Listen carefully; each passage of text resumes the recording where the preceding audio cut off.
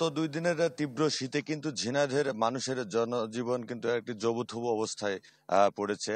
আর আজকে সকালে কিন্তু পার্শ্ববর্তী যে জেলা চুয়াডাঙ্গার যে তাপমাত্রা বা আবহাওয়া অফিস রয়েছে সেখানে সকালের দিকে 6টায় তাপমাত্রা রেকর্ড করা হয়েছিল 10 ডিগ্রি সেলসিয়াস, কিন্তু সকাল 9টার দিকে আবার তাপমাত্রা রেকর্ড করা হয়েছিল, সেটি কমে এসে দাঁড়িয়েছিল 9.8 ডিগ্রি সেলসিয়াস। তো আসলে গত 2 দিন ধরেই কিন্তু এই অঞ্চলে বেশ শীতের তীব্রতা বেড়েছে এবং বিশেষ করে এই শীত বেশি হওয়ার ফলে কিন্তু যারা খেটে খাওয়া নিম্ন আয়ের মানুষ তাদের জীবনযাত্রায় বেশ ব্যাহত হচ্ছে, কেননা এই শীতকে উপেক্ষা করে কিন্তু তাদের কাজকর্মে যেতে হচ্ছে। আর বিশেষ করে আজকে সকালে কিন্তু শীতের তীব্রতা থাকলেও কিন্তু সূর্যের দেখা মিলেছে, ফলে কিন্তু শীত খুব অনুভূত খুব বেশি হচ্ছে না, তবে মানুষের মধ্যে যে শীতের অনুভূত সেটি তারা পাচ্ছে। এবং যে বিশেষ নিম্ন আয়ের যারা খেটে খাওয়া মানুষ এই শীত উপেক্ষা করেই কিন্তু তারা কাজে কর্মে যাচ্ছে।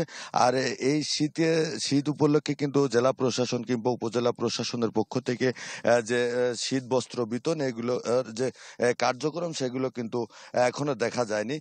তবে পার্শ্ববর্তী জেলা চুয়াডাঙ্গা এবং বরাবরই কিন্তু শীতের প্রকোপ একটু বেশি থাকে। আর সেই সাথে কিন্তু আমাদের জেলা হচ্ছে তাপমাত্রা একই ধরনেরই থাকে। তো আসলে আজকে কিন্তু সূর্যের দেখা মিলেছে, ফলে কিন্তু শীতের যে প্রকোপ সেটি কিন্তু কিছুটা গতকালের থেকেও কম রয়েছে। তো এই ছিল শীতের সর্বশেষ পরিস্থিতি। মিলা।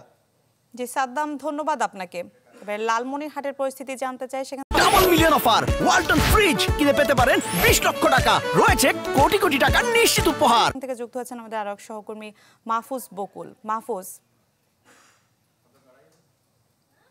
মিলা, লালমনিরহাটে কিন্তু গত কয়েকদিন থেকেই শীতের তীব্রতা বাড়ছিল এবং গত দুদিন ধরে আমি যদি স্পেসিফিক ভাবে বলি, কালকে কিছুটা সূর্যের দেখা মিলেছে, এখনো কিন্তু আজকে 11টার পর সূর্য উঁকি দিয়েছে এবং মোটামুটি সূর্যের তাপ পাওয়া যাচ্ছে, ফলে কিন্তু শীত কেটে গেছে।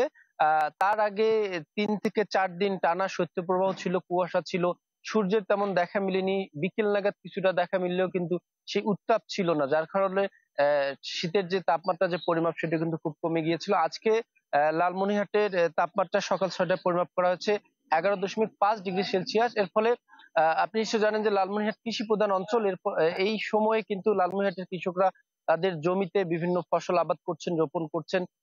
এই শীত বেশি থাকবার কারণে তারা কিন্তু ঠিকমতো সেই কৃষিকাজ করতে পারছেন না। তারপরও যারা একবারে প্রান্তিক পর্যায়ের কৃষক তারা কিন্তু চেষ্টা করছেন শীতকে মারিয়ে এই কৃষিকাজ করবার। এর ফলে এবং এই কুয়াশা এবং শীত বেশি হওয়ার ফলে গত কয়েকদিন ধরে কিন্তু লালমনিরহাটে ঠান্ডা জনিত রোগ বালাই যেগুলো রয়েছে, সর্দি কাশি, শিশুদের সর্দি, এগুলো কিন্তু বেড়েছে। হাসপাতালগুলোতে বহির্বিভাগে কিন্তু এই ঠান্ডা জনিত রোগ বালাইয়ের শিকার যে রোগীরা তাদের ভিড় কিন্তু বেড়েছে। এছাড়াও আমি যদি একটু শীতবস্ত্র বিতরণের তথ্য বলি, জেলা প্রশাসন যেটি জানিয়েছে যে পুরো জেলায় এ পর্যন্ত মাত্র 1000 কম্বল বরাদ্দ দেওয়া হয়েছে এবং সেগুলো উপজেলা বিভাগ ভাগ করে ইউনিয়ন পরিষদের মাধ্যমে কিন্তু সেগুলো বিতরণ করা হচ্ছে, যদিও বা প্রয়োজনের তুলনায় অপ্রতুল।